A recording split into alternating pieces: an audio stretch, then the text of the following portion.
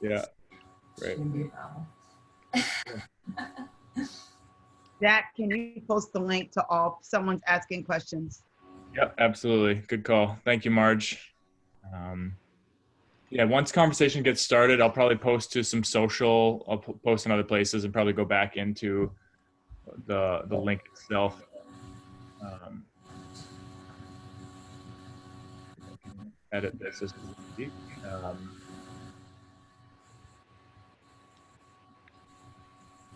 Changing that right now.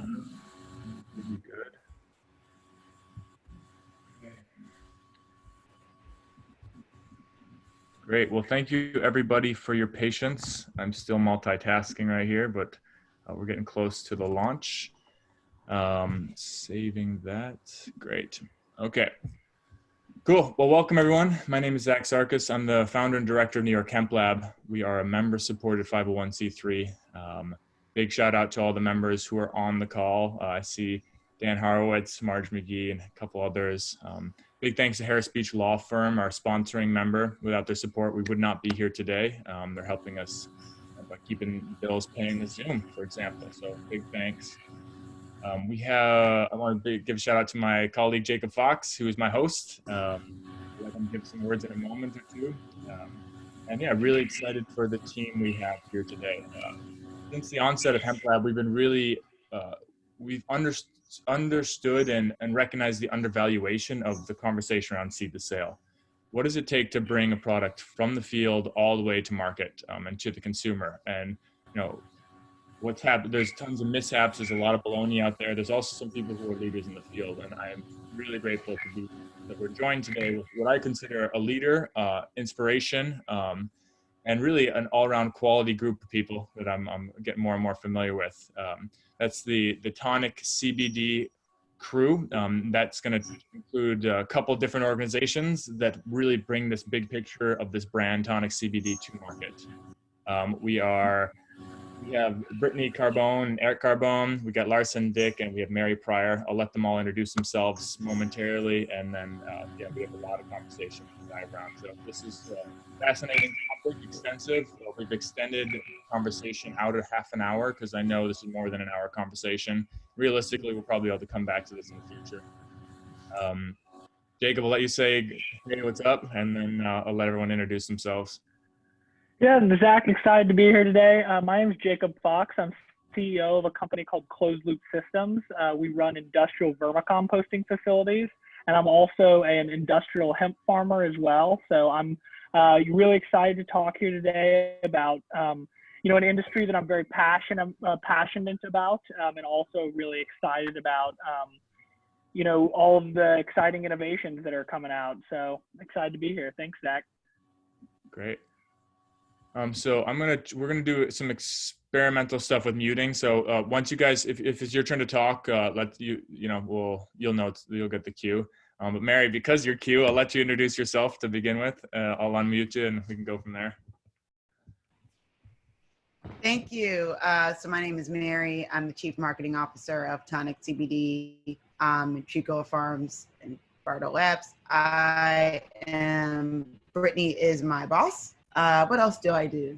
Oh, so I do a lot of work with like trying to translate in the most layman term speak and also the non-suable speak ways for people to buy our brands. A lot of our transition due to what's going on and the nature of the world, which isn't stop anytime soon, means that we have shifted a lot of our focuses from being a retail pushing brand with also e-commerce to now making e-commerce our bread and butter. And that's a big transition we all kind of realize we need to do around February and March. And that takes active work because now we have other folks that are in our field doing the same. We care a lot about the organic quality of our product and the value of it. We care a lot about trying to help consumers understand why our product is not just a CBD formula, but there's adaptogens that work in concert with our botanical blends, which make an overall experience that gives us over and still growing 1,500 amazing reviews. We're in the middle of a few things, like a lot of our marketing ideas are shifting daily as we are even understanding the current environment of the world, especially of New York and the United States. So that involves a lot of tactical thinking on top of overall strategy. But yeah, we are mostly women owned. We're a young, scrappy team with a lot of startup energy, and glad to be working on a business and in a business that cares about products, cares about people, and cares about providing relief within relaxing and restoring to those who need it. Cool. Awesome. Yeah, Brittany, we'll send it over to you. Do you need me to unmute you? Okay. Yeah. All right. We got the carbone approval on that, Mary. Don't worry. It's always what she's looking for. Yeah, so I'm Brittany Carbone. I'm founder and CEO of Tonic and co-founder of Tricola Farms and Bardo Labs. And yeah, I mean, Mary summed it up pretty well what we're all about with Tonic. Tonic, out of this whole group, we are the women in this deal. We are 100% women owned and operated Tonic, and we are definitely pushing our narrative and our messaging around CBD more into the wellness and lifestyle space. Really trying to incorporate CBD and cannabis into the wellness conversation, as it so naturally ties into, right? So it's a big part of what we're doing, and our ability to leverage the Tricola Farms and Bardo in that whole experience is really crucial, because when you talk about farm to table food and sourcing locally and things like that, people get it, but it's just as important when you're talking about cannabis, and just as important when you're talking about hemp. So it's definitely something that we are really focused on, is getting people to understand the farming processes, the extraction processes, and taking the mystery out of it, and making it accessible, not only from an education and understanding standpoint, but accessible from an economic standpoint, right? So really making sure that we are fair and having initiatives that ensure equity within Tonic as well as Bardo. We're doing some stuff at Tricola Farms this summer as well to really extend more opportunity and access within the space. And let Tricola Farms take it from here. How you guys doing? I'm Eric Carbone. Co-founder and CEO of Bardo Labs, but above all that, my main job is lead grow at Tricola Farms.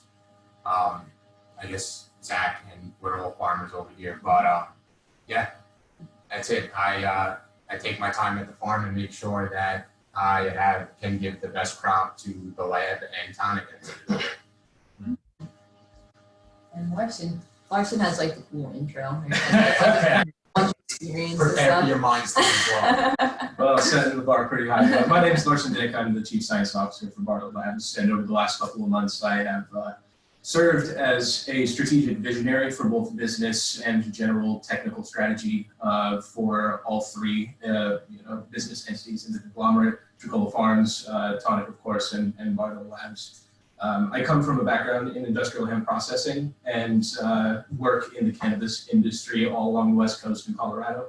I've done a little bit of work internationally as well, and have experience in all types of solvent extraction for both THC and CBD, as well as other cannabinoids, isolation techniques, working on downstream products and downstream uses for additional materials like waxes, fats, turning them into biofuels, plastics, sustainable biodegradable plastics, paper, and essentially looking to add to the conversation in any way we can from a scientific and technical perspective, but also looking to add to the value propositions of the cannabis and hemp industries from both an industrial scale perspective and the small business sustainable seed to sale perspective. Yeah, so as you can see, I mean, it's just incredible. Like there are so many components that bring a product to market. Eric was just like, yeah, I do a little bit of growing, but like really he's been in the labs and he's been in the background with, the Tonic CBD brand. Like everyone on this call knows what it takes to get it all the way through. And it's something most people don't understand how much freaking work it is. How important it is to have a good team. And I think that's really the unique insight you as a crew bring to this table, is each of you have dabbled in and have seen what it takes. And that's what informs your final product, which is incredible. So I think that I'd really love to just start with the origin story. Brittany, how did Tonic come to fruition? Like where are we coming from? So as I was really looking for a natural way to manage my depression and anxiety, and cannabis was always the thing that I would use for that. But I kind of just got to the point, I was working as a personal trainer at the time, and really crazy hours, starting at 5 in the morning, you're done at like 9 o'clock at night. And sometimes, especially living in New York, when you kind of have to rely on what your dealer gives you, sometimes I get really sleepy from the joint I smoke in the middle of the day. Sometimes I get really high. It was just unpredictable, right? And I had to, that's the kind of job you have to pretty much like be on the ball, right? You're active and have to be engaged, right? But so that's why I was really looking for something that wouldn't get me messed up, wouldn't get me high at all, right? And that would actually be effective. And that was the crossover that I was having trouble with, right? Like it was just really hard to find something that would do it all. And was using more like traditional adaptogens like ashwagandha and stuff in my routine, and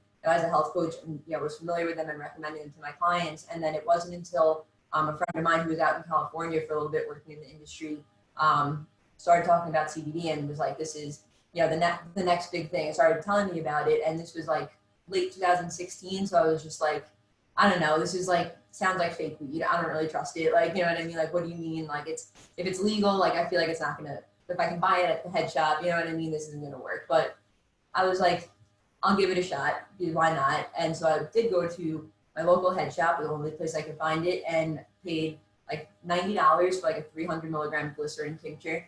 And, it was really, much of a ripoff as it was, it really did work. I was really surprised at how well it actually took the edge off my anxiety, like balanced my mood, my energy levels. And it was one of those things where I didn't even realize how well it was working until, somebody kind of pointed it out. It was just like, why are you in such a good mood today? And I was like, oh shit. But I really started paying attention after that to what CBD was doing to me. And like I said, being a trainer and stuff, I was very used to kind of having to listen to my body, like in tune with it and everything. And so I started to really realize all the ways that CBD really was making a difference. And so I was really, from there, started to like dive into the research, because I was always that person, like I'm, an enthusiastic cannabis user from the first time I tried it when I was like 15, up until when I tried CBD, that was like I said, like 2016, 2017. And but I was always the type of, positive where I was just like, I don't care if it gets me high, it's green, whatever, it's good. Like, I don't care what, the whole science behind it. Like, I just know that it works. I know that I love it, and that's it, right? But it was really CBD that made me research the endocannabinoid system, understand it. And like, once I started to understand how it actually works in your body, it was so easy for me to connect the dots between CBD and cannabis in general, and those more traditional adaptogens like ashwagandha, some of the other, herbs and things like that, and the way that they work in the body. I realized that they can kind of combine their powers to double down on each other's effects, kind of create, cover more ground, and work towards that same goal more effectively. So that's, I started to combine, follow my instincts kind of, and combine those things, and it was really life-changing results. Like, whereas I felt the CBD, almost got me to the finish line, like the ashwagandha almost got me there, like not as far as the CBD, like combining them is what like got me all the way past the finish line, and that was really.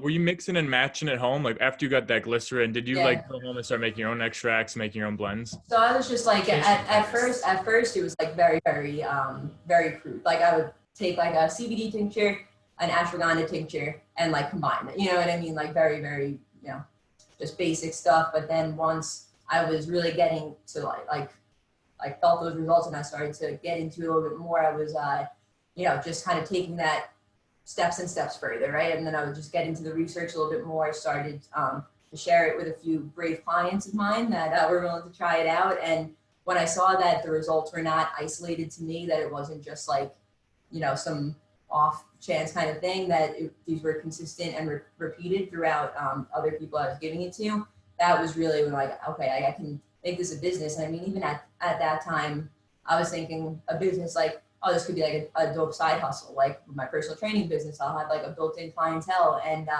it was really just a matter of right place, right time kind of thing, or fate, or whatever you want to call it. But that was, early 2017 was when the hemp industry was really getting going, right? Like a couple years before that, out west, they were doing stuff, right? But it wasn't until like 2017 it started to come on the scene a little bit stronger, right?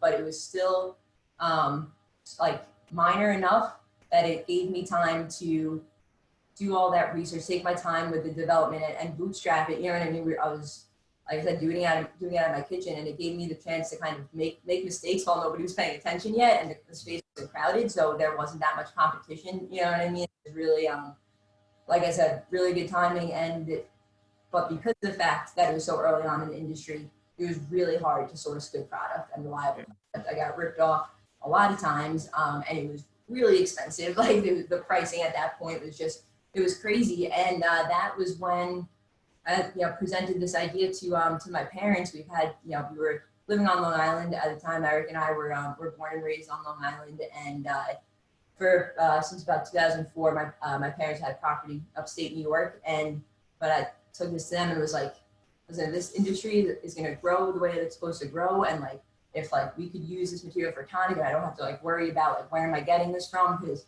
sourcing the best materials was super important to me as well. I knew that I wanted that to be a cornerstone of the business is quality, and making sure that everything is on point like that. So we started to look into the possibility of maybe growing some hemp on our property, and like again, it's just really funny how things happen timing wise, because as soon as we started to really look into it and think about partnering with either Cornell or Binghamton, because at that time in New York, you could only get licensed under a research institution. And it just so happened like maybe a month or two after we started to really look into this and started getting involved like in these meetings over at Cornell and things like that. That's when the governor announced that he was opening it up to private farmers, and that we would be able to get our own license, and that kind of solidified it for us that like, okay, like we need to go for it and really that was like 2018, right? I mean 2018. Also 2017. Yeah, it was like November 2017. And then getting ready for we got approved November 2017, and we started. Yep, that 2018 was our first growth season. Cool. Now, I got a couple questions here. I'm curious. Like, one, love the passion. If you can't get it out there, do it yourself. It's like, I think that's a really foundational thing in this startup right now. Like, there's too much baloney out there. Like, you got to source it and really whatever you can pull together. Like, what can you work with what you have, and what can you create? I think that's huge, and I love that inspiration. So from bootstrap to today, like, what did you start? What resources did you start with, and then how is the business running right now? Obviously, there's there's Tricola, there's Bardo, and there's Tonic. Can you give us kind of where you came from and how the business evolved, and then we can talk more about the roles everyone's playing too, so we can get to So I mean, early days of Tonic, it was mine and Eric's savings account. The money that we got from our wedding that we were saving up to buy a house with, we blew all that on Tonic. So take it or leave it, right? But that was really we drained a good deal of our savings. All of our savings. Getting it off the ground. Well, part of it went to the farm. Yeah, well, between the whole process, all of it was gone. Don't blame all of it. But so that's really what got us through. And then after that initial, I would say like probably $50,000 of our savings that we put into Tonic, and then the rest going into it's about that. About $50,000 of that seed money from our savings, and then from there we were just operating off of revenue for from that time until November of 2019 was when we got our first funding. We were able to raise just over $300,000 to be able to really expand, be able to get the equipment to automate our processes as we moved into to this building that we're in now, and to really be able to expand the team and everything. And that was just really able to kind of, because we're always in that's the kind of problem with bootstrapping and self-funding, is you get stuck in this kind of hamster wheel where it's like, you're always kind of playing catch up, because those early days you're going into debt, and so it's like it's hard to get to the point where you have like a lot of capital to make these larger to have that spending power, you know what I mean, to be able to save money in the long term by being able to make these like larger quantity purchases up front, like little things like that you don't really think of, they add up so much. So just being able to get ahead a little bit with that money was really huge for us. And then with the farm, like I said, we had the property already, which was huge. That was like the the biggest thing. If we didn't have that property, we would have never been able to do this because we wouldn't have been able to afford to buy anything. And so we had a bunch of equipment already, right? We had 2 tractors and little basic farm equipment. A lot of the farm was used to cut hay, so we grew a lot of hay on the farm and helped supply some of the local dairy farms with some hay and whatnot. But yeah, so we just had a couple of tractors. So it was That's it. Yeah, there was another one of those just to pulled together what we had resource wise. My parents and my uncle as well, my dad's brother, they're owners of the farm as well, and we just kind of pulled together everything that we had, and we're still playing catch up from it and everything, but we were able to for Bardo, like that's, you can't just bootstrap an extraction lab, you know what I mean? Like that is a whole different well, you can, but it's an interesting right.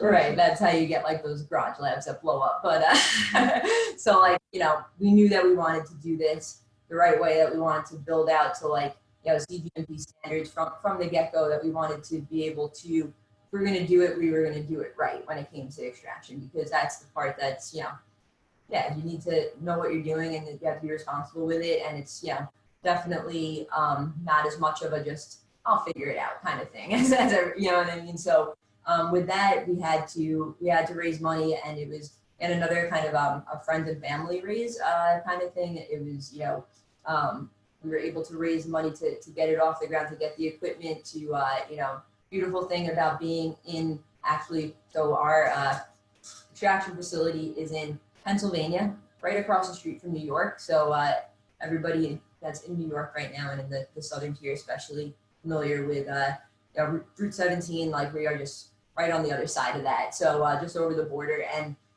the great thing about that is that it was much cheaper to buy this building. The taxes are much cheaper on that. So we were able to, kind of save where we can and, be able to kind of just do it on a budget. You know what I mean? By no means are we kind of, in that realm of a lot of the other processors that are out there, these larger operations. And that's purposeful, right? We wanted to stay at more of a boutique facility, really focusing on just extracting what Tricola Farms can produce.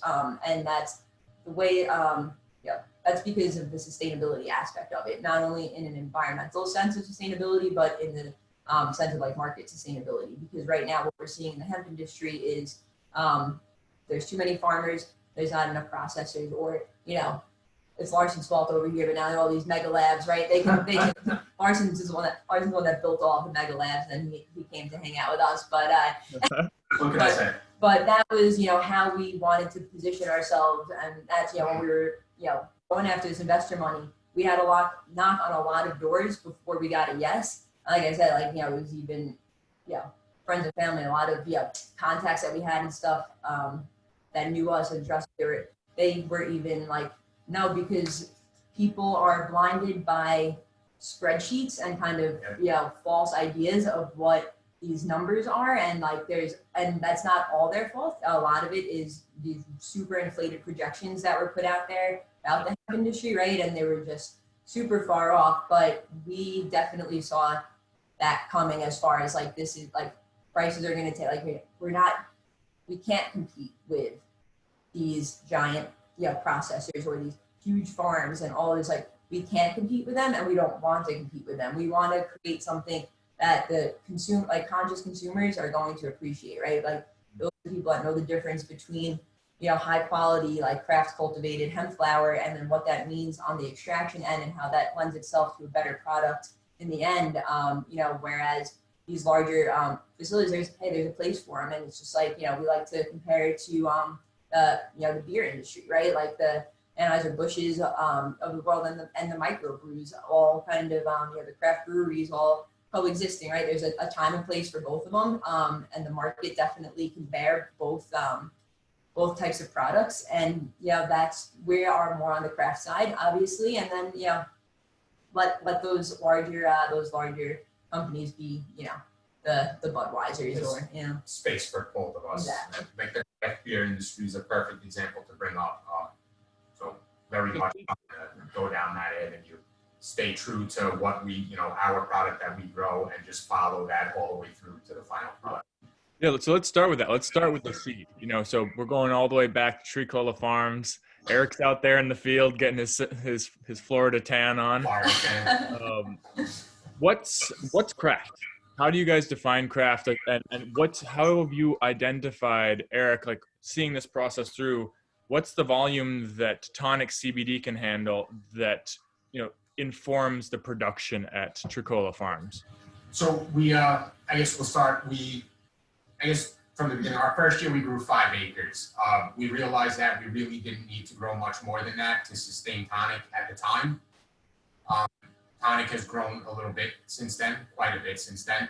So we decided to. We still don't want to overinflate Tonic, but we still don't need more than 5 acres. No, but we also realized that we funnel a lot of our material through Tonic, but we also have to grow some for other means for the farm to continue to operate. So we grow just about 10 acres. This year we're messing around with some CBG genetics as well, besides CBD. But we don't want to overtill we don't want to till any land that we don't need to use.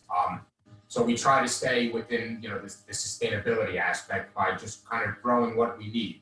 And a little extra, God forbid. I mean, Mother Nature, she could be terrifying sometimes. So you never know what's going to happen. But yeah, I guess we grow a few extra acres just as an insurance policy, just to make sure that we have enough to. Well, we grow the extra so that we have stuff to sell. Of course, as well. Yeah. So that's the main thing is that Bardo obviously they extract the material, and Tonic uses that material as well. But big thing that we are going through Bardo is providing other brands with single origin, really high quality, dependable, fully traceable extracts, and that is definitely is at a competitive market. But I think that for the people doing it on the level that we are, with the care and attention that we are, we've already seen such a high demand for that, and such a desire for that from especially because of our marketing reach through Tonic. We reach a very specific demographic, right? We already are talking to those more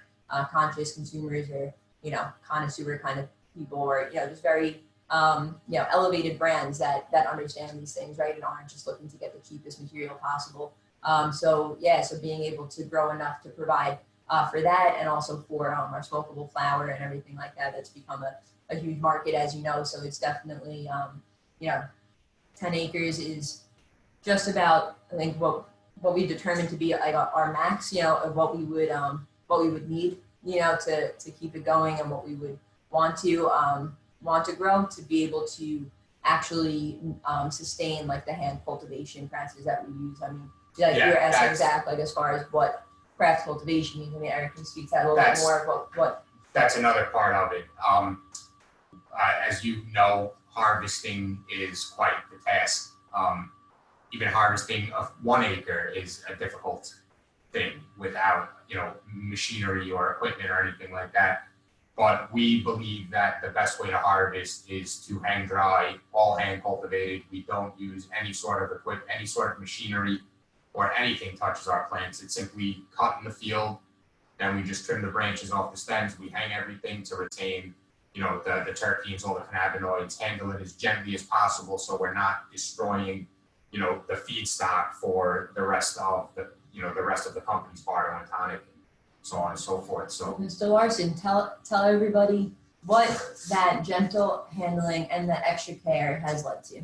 So what it comes down to when you go about making a processing facility is you're trying to maintain quality of the initial starting cannabinoids and other active compounds that you're looking for on the hemp or cannabis plant, whatever you're going to extract. So when you go to actually process the material, you have the ability to lose a lot of your quality depending on the starting material that you have for your initial extractions. So if you start with a lower quality non-flower initial extraction, you actually don't end up with as high a quality resin that you can process and materialize into higher quality products. You have a limit cap associated with that.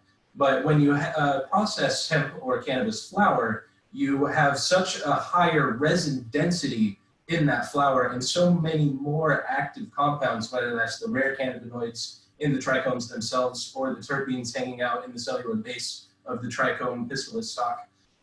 You get so much more variety that's available for you. And so when you have that high quality material coming from the farm and it's been handled in such a careful way, you really set yourself up for success, not only in being able to make products that accent and deliver on the final quality of the flower itself in extracted and concentrated products, but it's also the perfect starting place for making really high purity isolates, broad spectrum, full spectrum distillates, the high purity cannabinoid materials that you need to go about pushing that conversation forward with regards to, like Brittany was mentioning earlier, the mixing and matching of different cannabinoids, the mixing and matching of different terpenes, to really expand the diversity of effects and capabilities that the hemp and cannabis plants have to offer. So really, when it comes to delivering on the highest quality final products across the board with the largest amount of capacity for delivering on the widest range of products, it's really important to start with a high quality flower-based material. Tell them the stats. What are we pumping out on our initial extractions? Yeah, so it's pretty crazy.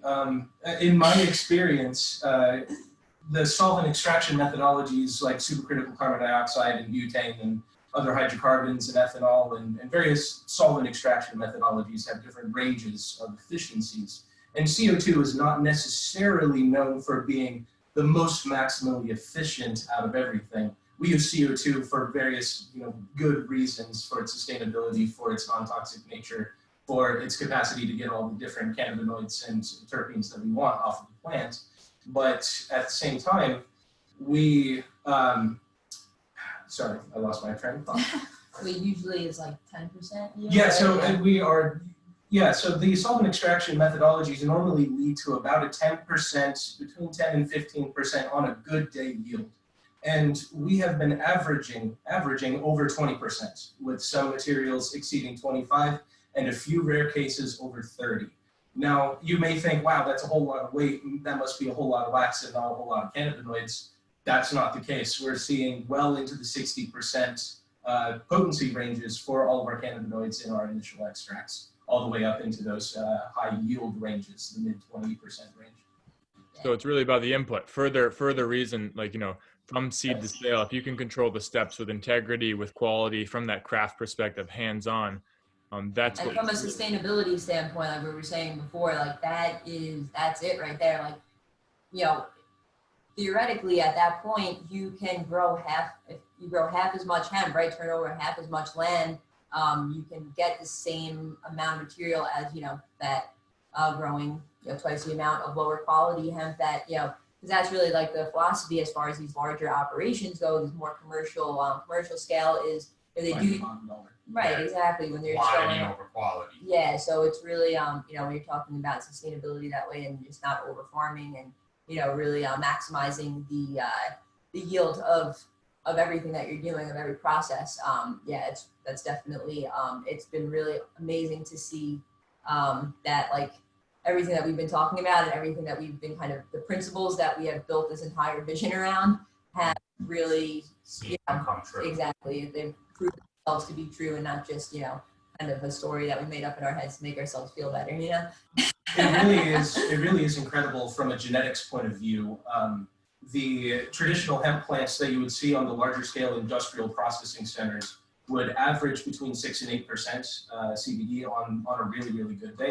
Whereas this hand cultivated, really carefully crafted Tricola Farms flower tests often in excess of 16, 17, 18% CBD with, of course, quite a considerable minor cannabinoid content as well. So when you have that value density in that high quality flower, you can actually compete above your weight class when it comes to acreage, because quality bridges that gap and allows you to play on a little bit larger field without actually sacrificing any of the quality like a lot of the really, really big industrial scale operations need to in order to sustain that type of operation. Absolutely. So here's the question, Mary, how do we capture this? No, not yet? Or are you giving me I'm fine. Okay, I was good, doing good. a sign. Okay, cool. How do we capture this? It's clear that there's a specific target audience. And as CMO, it's all about the brand. It's all about bringing it to light to the public, which is more than a full-time job. It's a lifestyle just to be aware of like how to keep pushing, keeping our brand alive, because it's definitely a living thing once it picks up the momentum. How are you taking this story of seed to sale and witnessing and being part of like living that seed to sale process, and how's that informing the communication out to the public? I think honestly, a lot of what people don't really value is the power to be able to talk to organic audiences to make informed decisions now. And I think a lot of people don't even value the fact that like people don't want to get duped. People don't want to get played around. People don't want to be taken in a direction where they're going to use something that's going to be harmful. The more transparent about your process, which is why it's great that we have a vertical, is that we can literally talk about seed to sale in a more authentic look. This is actually here. This is actually what's going on type of way. And I think that a lot of brands don't have that ability. A lot of brands source from labs that don't have the most highest integrity. A lot of labs are not able, or a lot of companies aren't able to break down what a certificate of analysis is and be very transparent with the trust that one has. And I think that has to be part of a brand story. Secondly, you have to appeal to the times. And what's unique about this time is that everyone is stressed. Can I curse on this? No? Zach? Yeah, you're free to speak, and yeah. Okay, just checking. Everyone is stressed the fuck out. Whether it's over the fact that we're still in this pandemic as part of 2020 bingo, whether it's because there is a justified action happening right now to advocate for change in terms of racism, whether it's the fact that you've been cooped up with your family for God knows how many more months, and you might be cooped up longer because these numbers are rising. 2020 bingo might bring aliens. All of that is anxiety, enduring shit, right? And so we have a product that offers support with that. We have a product that offers with the fact that people aren't sleeping. We definitely know someone in our lives that's talking about, hey, I'm having crazy dreams, or hey, I'm having a problem sleeping. What about you? And so we have something that can support all of those needs. And it's great that we're able to even understand that we have a responsibility to be transparent, to be mindful of the current environment, and to still make sure that people know that we're a small business, we're woman owned, which is rare. We all have equity in the business, and we all work very, very hard and are more and more willing, and we're doing more to show more about our process to mass audiences so they know that we're not just pulling CBD out of the sky. Brittany, how'd I do? Mary, you touch on such an important point about, and everybody's been kind of referencing it through the whole call. There's been so much misinformation and so many people who have tried to do good business in the cannabis and hemp industries, but have not been able to because of a lack of access to critical technical and business operation information. And that has happened for a number of reasons, starting with the fact that the cannabis and hemp industry starts with a group of individuals who have been ostracized and sort of placed to the side for over 100 years in the United States. So you have a natural disconnect between established chemistry, established engineering, established industry, and the group of people who are most willing to and ready to take the cannabis and hemp industry forward.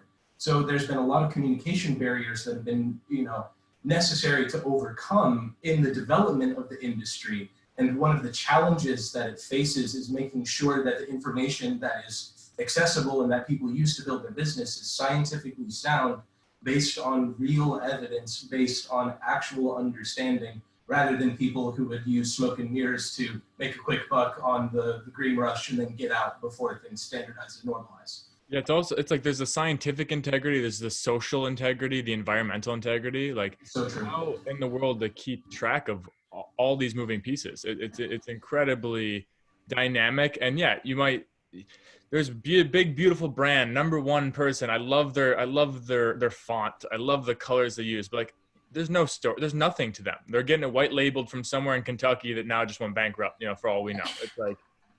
It's like we see that again and again. So the disconnect both scientifically, socially, environmentally, it has massive repercussions.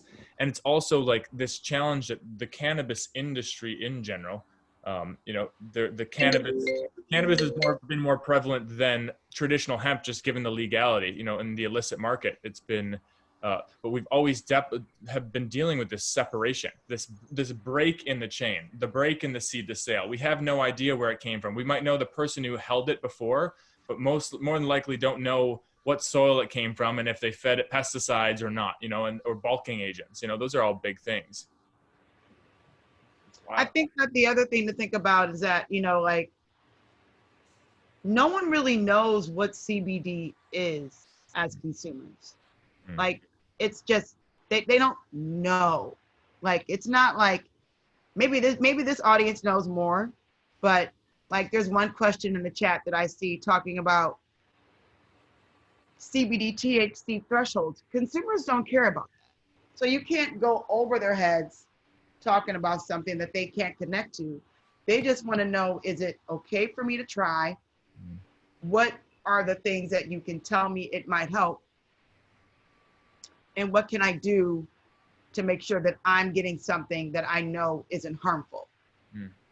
All the pretty pictures and all the cute whatever, all the memes are just for lifestyle and to keep people engaged. Yep. But, there has to be a balance and there has to be a mix. And people don't want to be, especially now, misled, because it's more damaging given that the amazing amount of time that everyone has on their hands right now, thanks to Zoom calls and this COVID situation, to come at a brand for being illegitimate and not being honest and not having integrity. Yeah, I do think that question though, like, it's so interesting. Who is the target audience as a brand? Yeah, how do we, not, the word's not necessarily dumb it down, but how do you make it layman's terms? Like you said that earlier, how can you do it lawfully? So you're not making claims that FDA is going to come swipe down on you, and you're explaining it enough that consumer feels safe and informed and connected. Whereas, like, the question that's coming through the chat, that is something. Mary, tell them about my temper tantrum this morning. Oh. So Mary and I. Brittany had a temper tantrum this morning.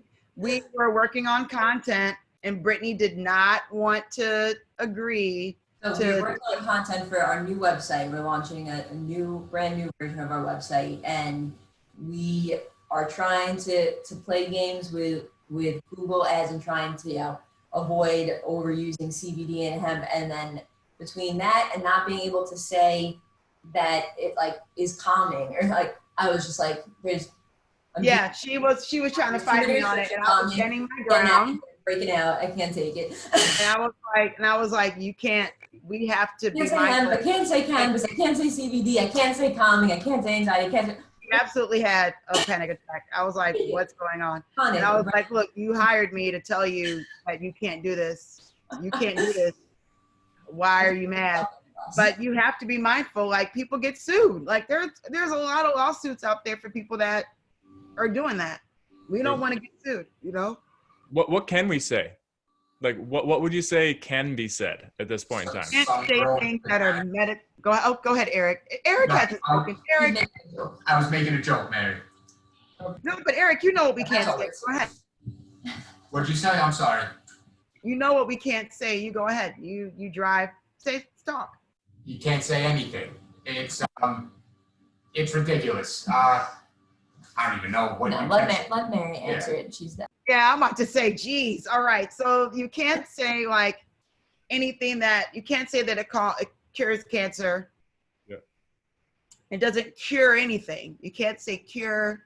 You can't say solves. You can't say removes, erases. You can't say medical verbiage or wording that makes it sound like you're marketing a drug or you're marketing medicine or you're marketing like a vitamin or something of that nature. It's a fine line and you can achieve it, but anyone that gives me CBD and says, hey, CBD gives you more energy and CBD also helps you lose weight.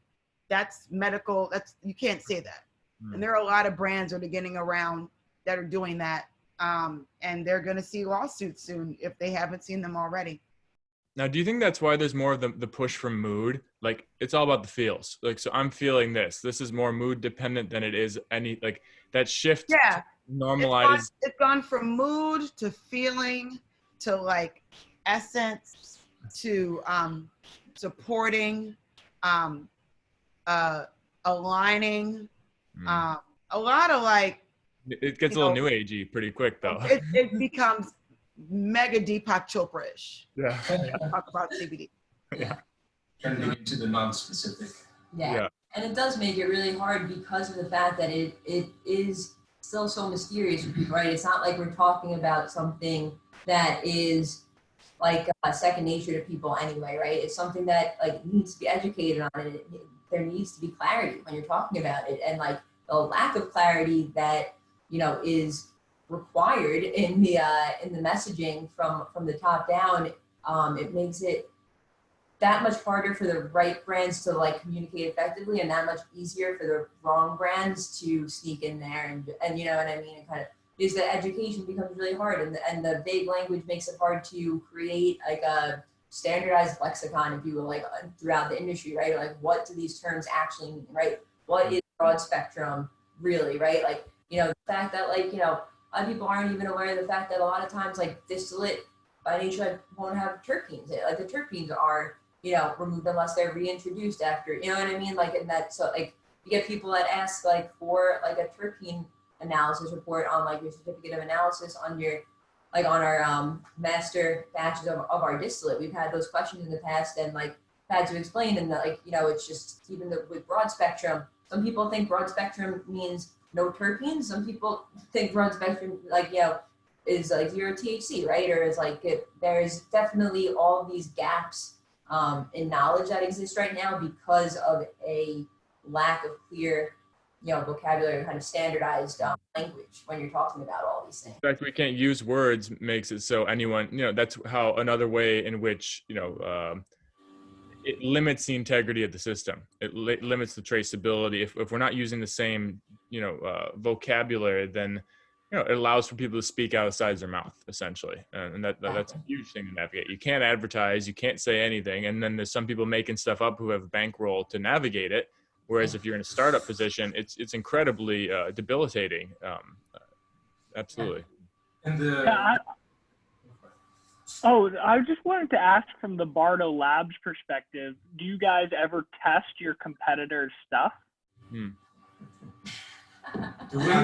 We've never actually gone and done a third-party test of another company's stuff, but it is standard industry practice within cannabis and hemp testing to have an option for that, even in like a drop-down select, to say, oh, I'm taking this from another company so that I can third-party verify their claims. It's a commonality in the industry, whether it's other businesses trying to dig in or find inconsistencies or customers trying to validate things.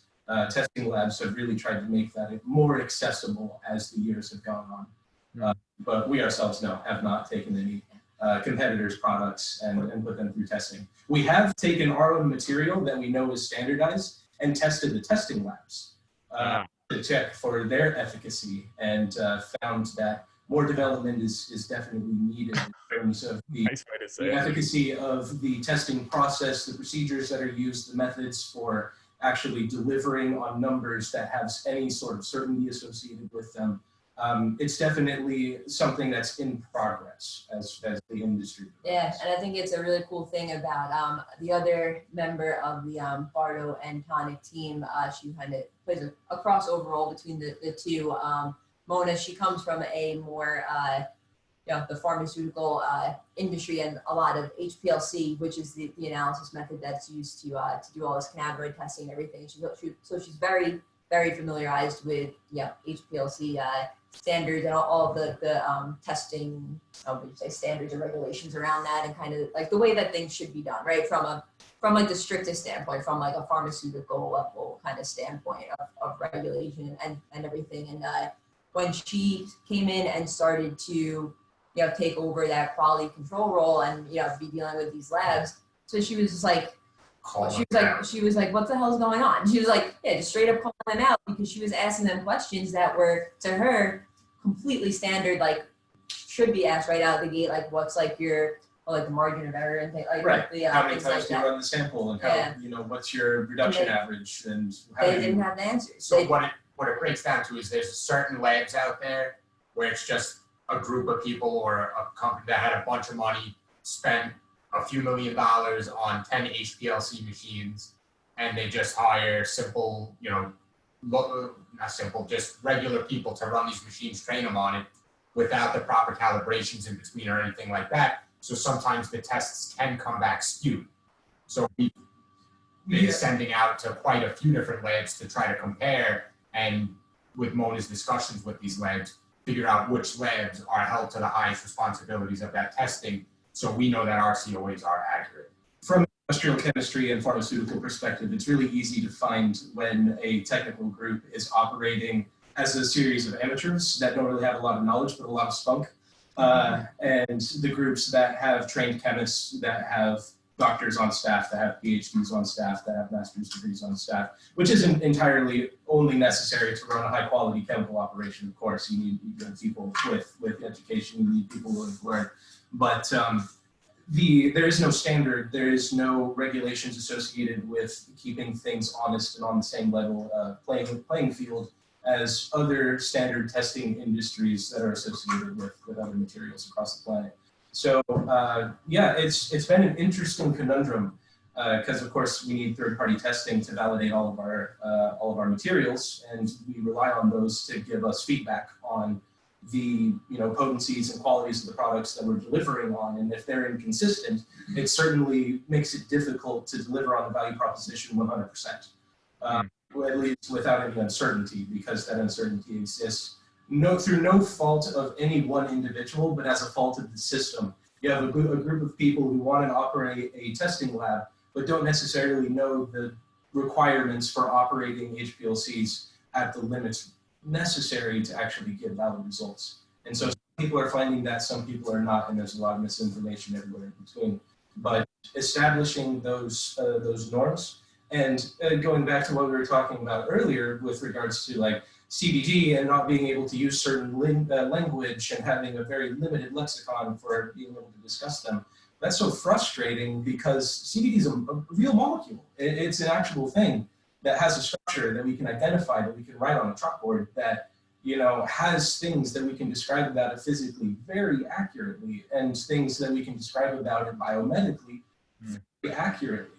But through a system that disengages from the importance of having that level of specificity, you get a loss of communication between the people actually working to create these things and the people that are using them at the end of the day.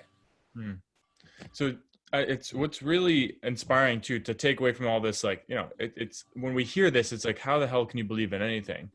And y'all have made the choice and set the intention and set into motion the traceability internally. And I want to hear some more.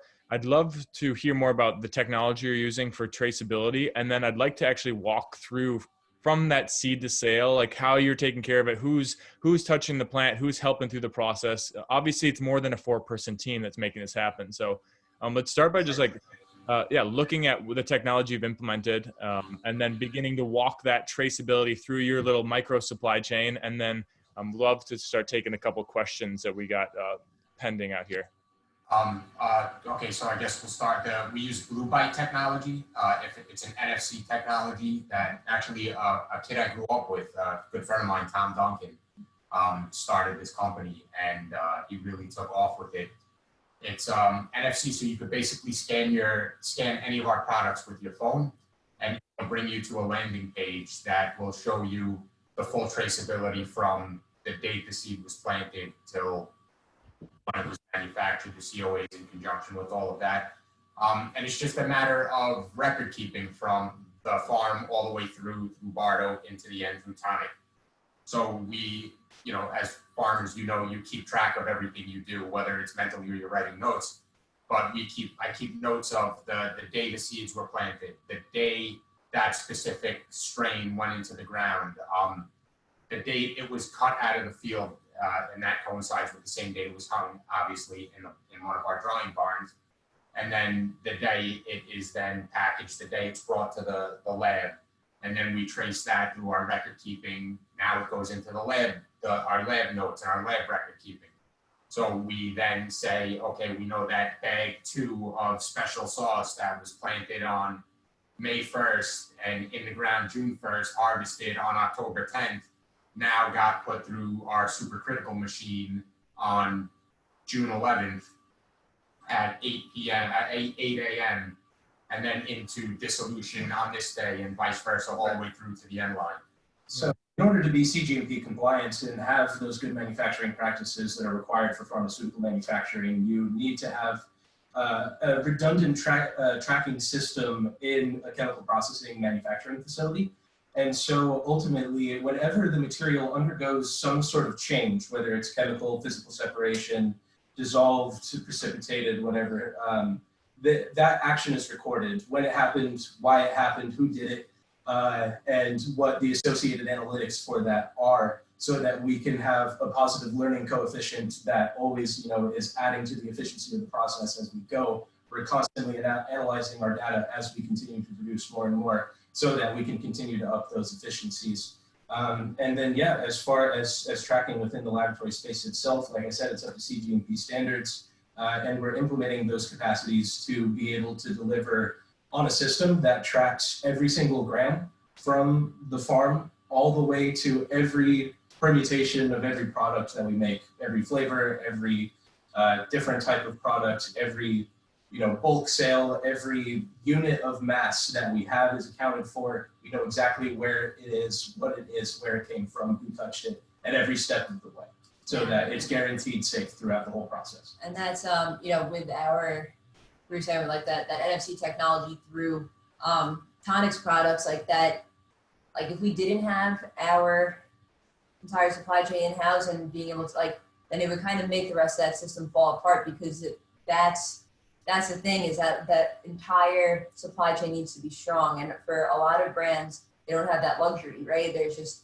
they might know the lab that they're getting it from, or they might know the farm that they're getting it from, but they're not really sure about the lab that farm might be using to have their material toll processed, right? Like, there's no way of really knowing if that's the actual material from the farm, or if that lab just gave you whatever came out of the machine that they were, mixed it up with other biomass. Like, right now, there's no way to know that. And that's the thing. And that's, I think, what, the regulations that New York has, passed in the most current version of the hemp bill are so important. That's what people need to understand, is like that the CGMP practices that Larson was just discussing, like that goes such a long way in ensuring customer trust. Because right now, the only thing that customers have to rely on to try to check the kind of the credibility of a product or a brand are the COAs. And hey, we just told you that you can't trust that either, right? So it's like, it really does become really difficult. So for a consumer, if you know that like a product is bad, you had a bad experience with it, whatever, and you're trying to get more information from the lab report, but the lab report says that it's okay, and you call the number that's on the lab report, and the lab that tested it was like, yeah, we have record, this is accurate with our records. Like, that doesn't mean that couldn't just be the lab actually tested it and produced that COA, but is it the COA for the product that you actually just consumed? Like, that's the question, right? So like, it could just be a different batch, right? It could be a completely different batch that's being attributed to you. And for the consumers, usually what would be the move at that point would be to look at your product, look at the manufacturer information on the product. It should say like manufactured by Bardo Labs at, this is the contact information, you know what I mean? And then you call the lab, and if they're operating at GMP standards, the lab will be able to tell you exactly, they'll have record of the batch, the master lot of that batch that it came from, and the lab reports that correspond to it, as well as retain samples from those batches. So that way you can send it out for additional testing. You retain a sample from every batch that you make. So that way, if there is any claims, if there is any kind of concerns, you can send it out for additional testing, be able to validate the original tests, and that is how you create customer trust. So that is what New York has mandated, is the only way you are able to produce hemp products in the state is if you're operating like you are a dietary supplement, right? Like that you are manufacturing dietary supplements. These are the standards that all dietary supplements are held to. The FDA, on the other hand, is saying if you call it a dietary supplement, you're gonna get sued. You're gonna get shut down and sued. So you have to now have like, you know, there's a whole mess of things that come along with that. But all that to say that, you know, we need that top-down regulation. We need the FDA to take a clearer stance and to create this standardization and these rules from the top down, because that's the only way that we're really going to be able to knock out all the question marks that are present right now. That's how do you know? So I just want to fill in one little gap about this process. Bardo Labs finishes it. Tonic, somehow magically the Tonic CBD lands in the consumer's hands. How does it get there? Like what's this? Or what's that like the back end of Tonic? That's like, you know. Yeah. So the rest of the team and everything. Yeah. So I guess they're important now. They're the best. They're the backbone of the whole thing. But so after, you know, Barson and Moa work to extract the material, we have Emmy and Sarah. They are two sisters that they actually started to work for us, help out during harvest on the farm a couple years ago, and then started to lend me a hand a couple of days a week. You know, as Tonic was starting to grow and everything, we first moved up here, and now they've become, you know, full-time employees and really been amazing. They've, you know, grown with the company and have just so much love and care for it. So like, and that was the thing that like when I was trying to find people that could like, you know, it was like trying to find somebody to trust with your baby, right? And it's like you never think that anybody's gonna care about it as much as you do, and like they really do. Like everything that they do, they just actually care about so much, about like the quality of what they're doing, and to like just really they believe in it. They use it themselves. They use it with their kids. Like they recommend it to their friends, and it's just like really amazing energy from there. And then we have Tia, who is our head of operations, their COO, and she is, you know, I like to call her my consigliere. My consigliere. She's consigliere. But she's she's my right hand for all things. Like I always say that I'm going to get rich enough, just resign and make Tia the president and make her deal with all the BS, and I can, you know, have fun somewhere, because that's what she really does for me already. Is she handles a lot of all, you know, kind of operational stuff, but yeah, all that kind of stuff. And then Haley, she is our chief growth officer. She is you know, has her hand in sales. A lot of our retail, wholesale customers, everything, all those sales, they go through Haley, but she also does about 10 other things. So that's why she has a more big title than just a head of sales. Cool. Is kind of the theme, as Mary touched on, you know, in the introduction before. We are a lean team, and we all wear a lot of different hats, and it's what is needed, right? To keep it going like this is we all step into these different roles. You know, then the other one that I almost forgot is my mom. So my mom is the one that packs up all of your orders and ships them out. Every single one. She is our packaged by Susan. Every single order. Talk about like trying to find somebody that cares about as like she's like considers Tonic to be her grandchild. So she really does. Like she called me crying one time because she forgot to go to UPS to drop like this extra package off, and was literally crying. I've seen her tear up. What have I created? Like how scary am I that I'm just drew my mother to tears because she forgot to drop off a package? But that's all that to say that's like the love and intention from every single member of this team is really what keeps it going, because like it's kind of infectious, you know what I mean? Like if there was one of us that was just kind of in this for a paycheck, I think that they would not last very long, right? So paycheck's not that big, so I mean they're not going to stay very long anyway. But no, but honestly, it's like we're all a big family, and you know, we all are just really in this for the long run, to really build something that matters, that can make a difference, and to really help people. That's the main goal is to help people. It's a beautiful plant that it can do remarkable things, and the cannabis and hemp industries present such an opportunity to prove that new business can be done with a human-centric focus and still be valuable, still have a large value proposition that businesses can make a lot of money on, but ultimately focusing on that human element is the critical thing. I came from large-scale industrial processing and came to the boutique side explicitly because of the energy and vision towards that sustainable human focus that Bardo, Tonic, and Tricola all have. It's a major carrier, and I think the best in the industry will see that opportunity to really put their best foot forward and show that human-centric capitalism, human-centric business can have a foothold in new industry and show that progress can be made in a multitude of ways. So this is a really awesome team to be a part of. I'm really happy to be here and learn everything about the vision and real care that everyone here puts into everything that they do, from the seed to the sale. Everyone cares. I hear Eric's rubbing off on you. What did you say? Eric's rubbing off on you. Sorry, Mary.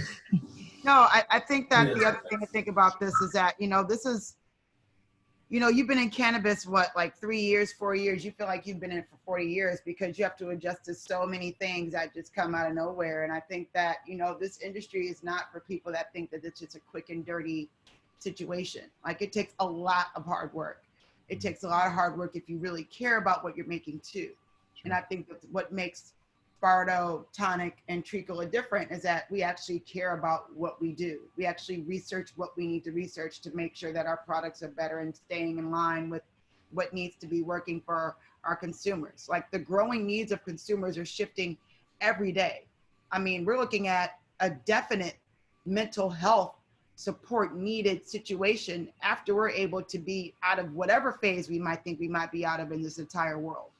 And so there's going to be more attention to understanding the science of the cannabinoid system, to our CB1 receptor, our CB2 receptor, our overall system.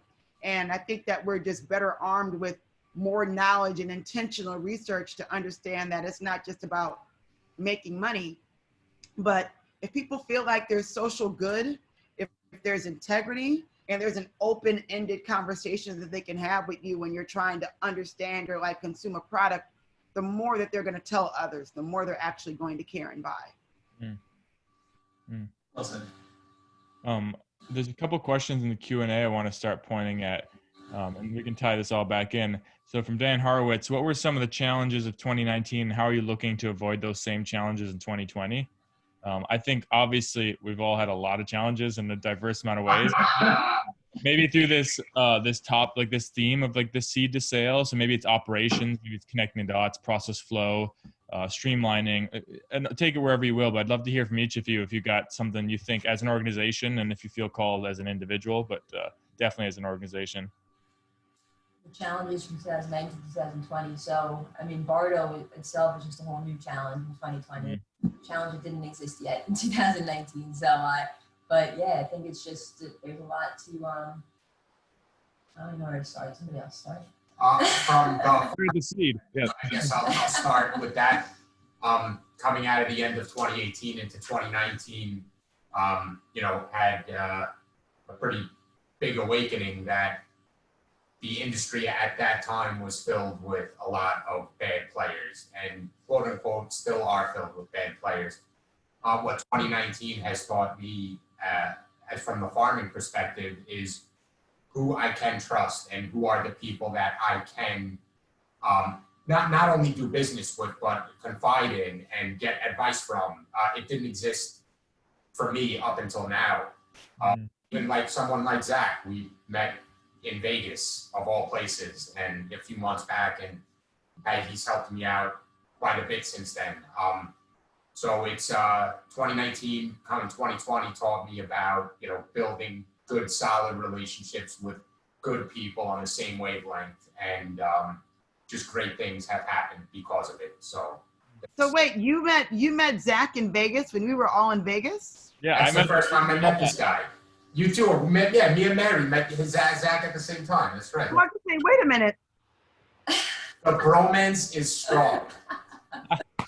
Wow. Yeah, it didn't stay in Vegas.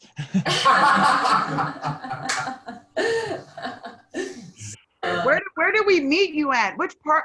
There was one day where I made Eric party hop to 7 places. So what day? It was the HGH party with the basketball. Oh, the bad basketball. Oh my, I was just looking at that video the other day where all the guys can play basketball. And you became like Dennis Rodman for 5 minutes. Defense all the way. Yes, I remember that. Yes, I have the video still. Yes. All right, so we got from the seed. Now it gets going to the lab for extraction. So Larson, what do you think? What challenge, 2019 challenge, and how's that inform 2020? Wow. 2019 was a hell of a year. So much happened across the industry as a whole, and so much happened for me personally. 2019 was really the year that I had my breakout experience on the national and international stage, going about the very difficult process of engineering a full CGMP commercial scale hemp processing facility on the scale of 100,000 pounds a day, doing some international work, working in China, and doing a little bit of information exchange with regards to certain technologies in the development of one of the 5 hemp processing licenses in China.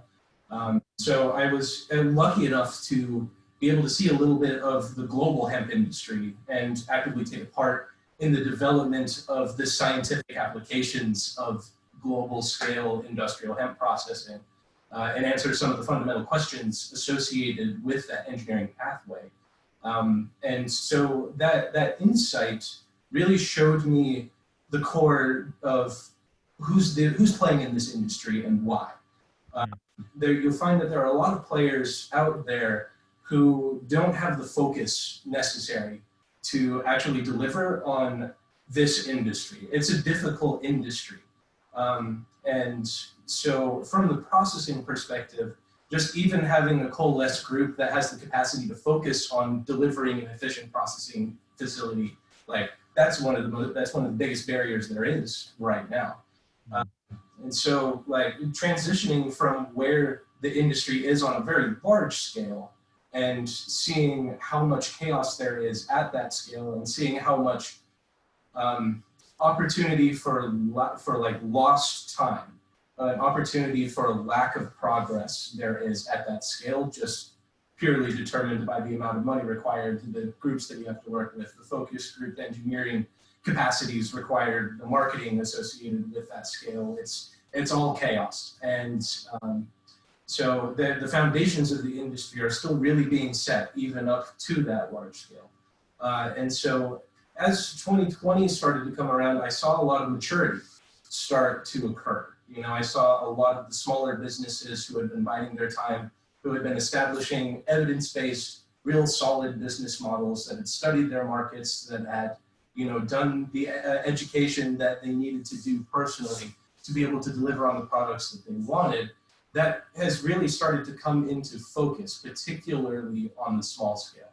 So the challenge, I would say, for the industry as a whole on the large scale would be perspective, just knowing where everything is and who actually is trying to push things forward in the right direction, and being able to trust, like Eric was saying, where that direction is going, and that'll actually lead to a point of positivity and progress. That's one of the biggest challenges that the industry faced last year and is still facing today.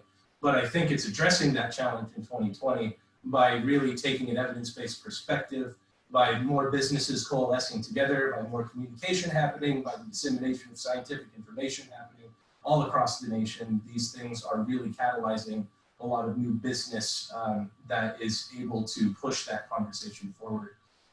In the day-to-day, when it comes to actually operating the lab space, man, the process itself is inherently inconsistent by nature. The incoming biomass will have slight variances in terms of terpene profiles, in terms of cannabinoid contents. Your lab space has different temperatures on different days, depending on the weather outside, within certain ranges, of course. And so just dealing with the day-to-day flow of things and making sure that all of the many operations that are required to take a flower all the way to a distillate or an isolate happen in an efficient manner it's just a very, very long list of things to take care of. And so with a small team, with a lot of people, with a few people wearing a lot of hats, structure and time organization and communication across the team has been a critical set of skills that we've had to develop as I've come on board here at Bardo, because to operate efficiently with so few people at such a scale, we all need to be operating at our peaks. We all need to be very efficient, and we all need to stay on top of all the machinery that's required to create the environments necessary to, you know, pull quality CBD and other materials through to the final products. So ultimately, establishing those norms and establishing those practices from a chemical perspective, establishing the norms that can be looked to as an example when it comes to high quality CGMP craft cultivation and craft manufacturing. These are the challenges that are set before us in 2020 and everybody else that's in the manufacturing sector on a smaller scale. So we look forward to pushing that conversation forward and keeping up to speed and up to date with all of the green chemistry techniques and all of the sustainable efficiencies that we focus on bringing here. Cool. Should we go to another question before we run out of time? Yeah, we don't have a lot of time left. Yeah. So there's a couple interesting questions out there. Obviously, I think what makes your product differentiation amongst others on the shelf? You know, what's your product differentiation? You've touched a lot about it, but like, what's your one-liner? That's a really good question because it's really hard to sum it up into one line, but it's, We had a hard time doing that today. We would like to do that. Go ahead. So our proprietary blends that use superfoods and adaptogens that work in a very specific synergistic way with CBD deliver more targeted and integrated effects. And then, you know, the kind of that's like kind of the main tonic, you know, differentiator right there, right? That people like care about as far as like, how is this product going to make me feel different than the other products that are next to it?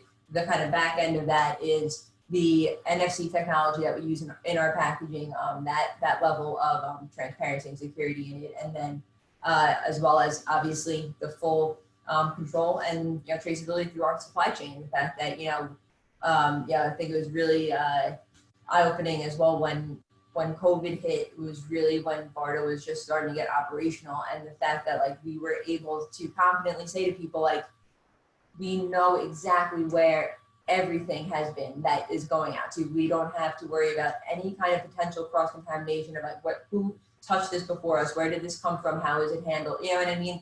We didn't have to worry about that at all, and that's a luxury really, but it's also a huge value to our customers because they get to have that much more trust and faith that they're receiving a product that is safe, that they know exactly where it came from, and all that would be, you know, our kind of, and also, our social initiatives, we donate a portion of every sale on tonicvibes.com to a different nonprofit partner each month. And we've been doing that for just over a year now and have donated just about $50,000 to date. Awesome. Couple interesting questions with regards to cultivars. Obviously concern about 0.3% THC and total cannabinoid content. You know, we had Dr. Larry Smart on an industry call a couple weeks ago, and you know the data is showing that total THC, anything that's pumping out over 8% CBD is total THC is likely to be ending higher than that. So how are you all concerned or dealing with that? Obviously, you have a laboratory that can mitigate, which I think I'm a strong proponent of. Like, if it gets hot, we can extract it in the labs and, you know, divert it, which is sensible. But I think that's in connection with the hemp extract bill. That was another question. Like, how do you think the passage of the New York hemp extract bill will affect hemp farmers and products in New York State? So it's kind of just maybe kind of looking at one or the other of how y'all are gearing up for total THC content and looking at navigating the hemp extract bill as farmers, and obviously as an external processor that wants to sell in the New York market as well. So I guess we'll start with the cultivars. You have to get tried and true genetics. There's a lot, every year there seems to be some new line of genetics, new strains, this and that, which is great it shows that there's, that the industry is progressing and more people are starting to create these cultivars. But at the end of the day, you have to use the ones that are going to be coming in where they should be. Mm. That being said, total THC, like, Delta 9 THC combined, I think personally it's an arbitrary number. It makes no sense. It was created for the industrial hemp world, and I don't think it has any place being in the THC restriction on the CBD end. Yes, I agree with, but 0.3, Given the I fact don't that agree with that. given the fact that it can be mitigated in the lab, it's kind of an arcane regulation anyway. You can take it out. What's the big deal as long as it's tracked and we know where it is. As far as the laboratory side, there are a number of techniques that are very effective at removing THC and in fact separating all the different cannabinoids from themselves. So you can effectively isolate THC, you can isolate CBG, you can isolate CBN, and create 100% pure materials of each of these individual cannabinoids, most often through some type of chromatography. So in the lab space, we're looking very closely at where the regulations are going to lie for that THC. And ultimately, in the past, other states have allowed CBD operators, hemp exclusive operators, to sell their THC into legal cannabis markets. And so that is an avenue that is currently being tested in other states right now.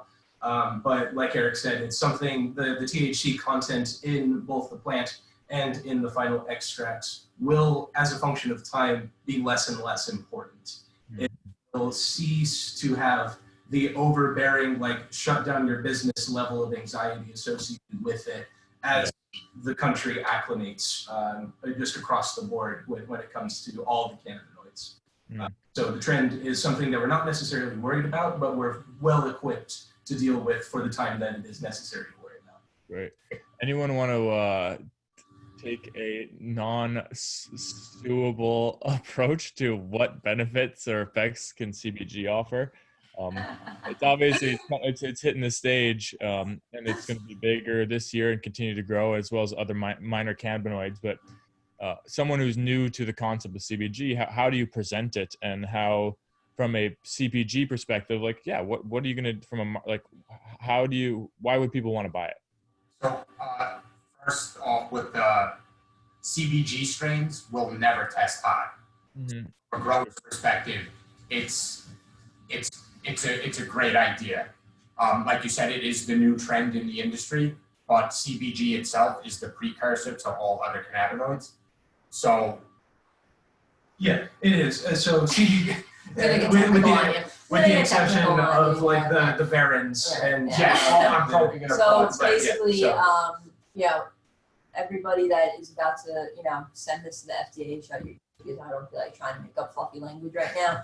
It has been shown to be good antibacterial, anti-inflammatory. A lot of cases, people have reported it being more of an energy booster. It's like a little bit more, like you can think of it more of like a sativa versus an indica, right? Like if CBD is kind of more on that indica side, can tend to be more relaxing. CBG will be more of your sativa, for a crude metaphor.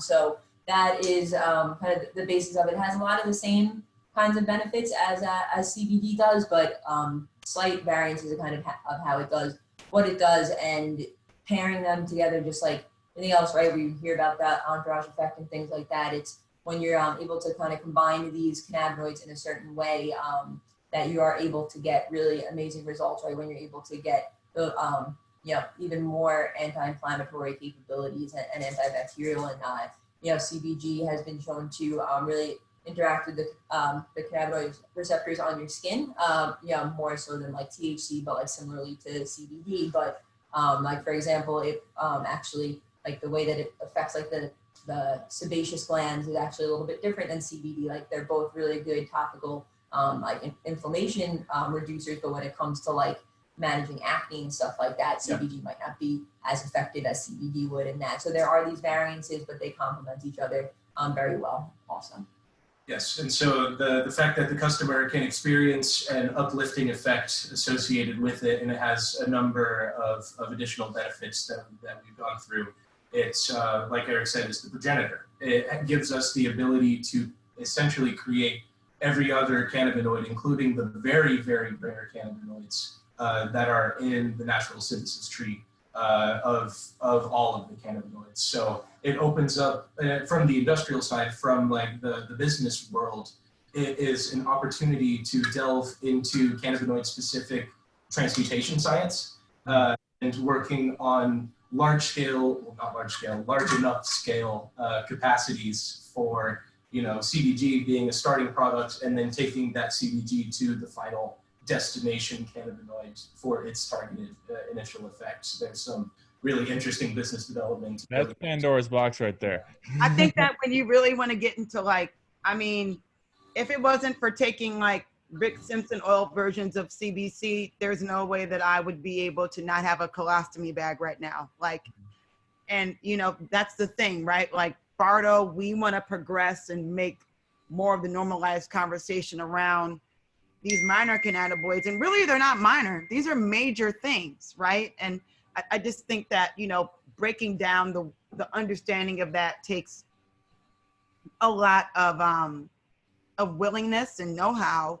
But I mean, we're now just getting into minor cannabinoids. They really have been used in medicine and are using major parts of Epidiolex and Mirinol for decades. So, you know, again, like, you know, a lot of the knowledge that we know about the medicine of this plant has been warped, has been changed, has been racialized, has been genderized. It's a lot of things that are wrapped up in it.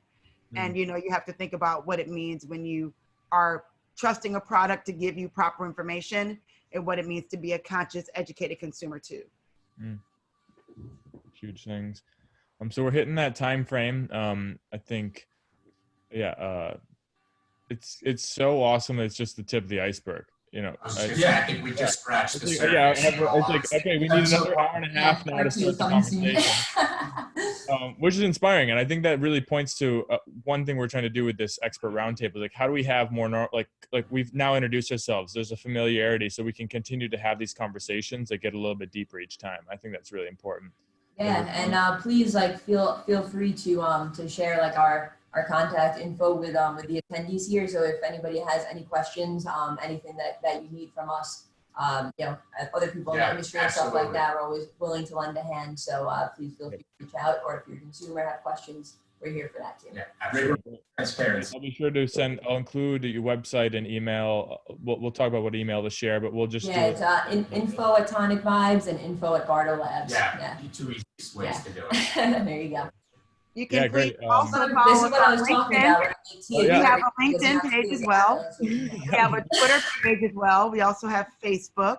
We just launched a brand new episode of The Grow Room, which Brittany has a very timely conversation up on Facebook, talking about kind of what's happening today and understanding the intersectionality of what plants and how the nature of that works, and what we need to learn from nature in terms of looking at the real history that's happening when it comes to racial items and social justice. So check that out. That's why you're the CMO. Yeah, and if you guys, when Instagram decides to let me post a square, you'll see that too. But right now it's on LinkedIn and Facebook. Yep. Well, I'll make sure I have all those resources in the follow-up email. Awesome. And if you want to see me blunder about the individual steps of the extraction and refinement process, we're developing those videos as well. So check us out. If you want to see how Florida Eric can get, follow us at Treacle Farms. Treacle Farms. You can watch The Dirt. That's my little episode. There's too much content. I really want Eric to get some sunscreen lotion. I'm concerned. So it's beautiful. Look at this. Well, Mary, Brittany, Larson, Eric, thank you so much. Thank you, Zach. Thank you, guys. Thank you. Thank you, Zach. Thank you, Jacob. And Jacob, nice to meet you as well. Yeah. Be safe, everybody. Please get a COVID test. Make sure you're protected. Don't wear your masks. Yes. Yeah. Shut up. See y'all.